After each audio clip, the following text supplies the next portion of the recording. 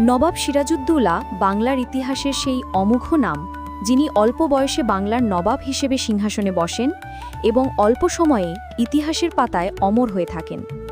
তার জীবন কাহিনী যেমন বীরত্বে ভরা, তেমনি ষড়যন্ত্র ও বিশ্বাসঘাতকতায় কলঙ্কিত। আজ আমরা জানব নবাব সিরাজউদ্দৌলার জীবনের সম্পূর্ণ কাহিনী।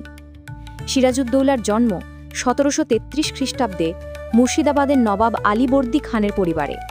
তিনি ছোটবেলা থেকেই সাহসী ও বুদ্ধিমান ছিলেন। আলীবর্দী খান তাকে খুব ভালোবাসতেন এবং শৈশবেই নবাবী প্রশিক্ষণ দেন।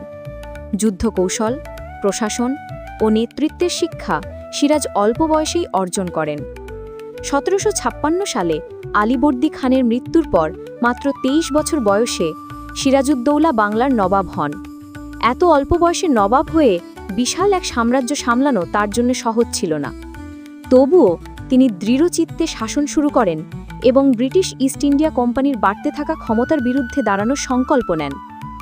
সিরাজউদ্দৌলা বুঝতে পেরেছিলেন যে ব্রিটিশরা বাংলায় বাণিজ্যের নামে নিজেদের সামরিক শক্তি বৃদ্ধি করছে। তিনি কলকাতার ফোর্ট উইলিয়াম আক্রমণ করে ব্রিটিশদের চাপে ফেলেন। কিন্তু ১৭৫৭ সালের ২৩ জুন পলাশীর প্রান্তরে ঘটে ইতিহাসের সেই কালো অধ্যায়, পলাশীর যুদ্ধ। এই যুদ্ধে মীর জাফর সহ তার অনেক সেনাপতি ব্রিটিশদের সাথে বিশ্বাসঘাতকতা করে, ফলে সিরাজউদ্দৌলা সেনাবাহিনী পরাজিত হয়। পলাশীর যুদ্ধের পর সিরাজউদ্দৌলা পলায়ন করেন, কিন্তু মীর জাফরের লোকেরা তাকে ধরে ফেলে। ২রা জুলাই ১৭৫৭ সালে তাকে নির্মমভাবে হত্যা করা হয়। মাত্র ২৪ বছরের এক তরুণ নবাব এইভাবে বিশ্বাসঘাতকতার শিকার হয়ে শহীদ হন। যদিও সিরাজউদ্দৌলা পরাজিত হন, তবে তিনি আজও বাংলার মানুষের কাছে বীরপুরুষ।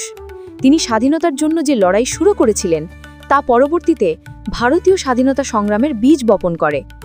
বাংলার ইতিহাসে সিরাজউদ্দৌলা এক অনন্য সংগ্রামী চরিত্র, যিনি নিজের প্রাণ দিয়ে হলেও বাংলার স্বাধীনতা রক্ষার চেষ্টা করেছিলেন।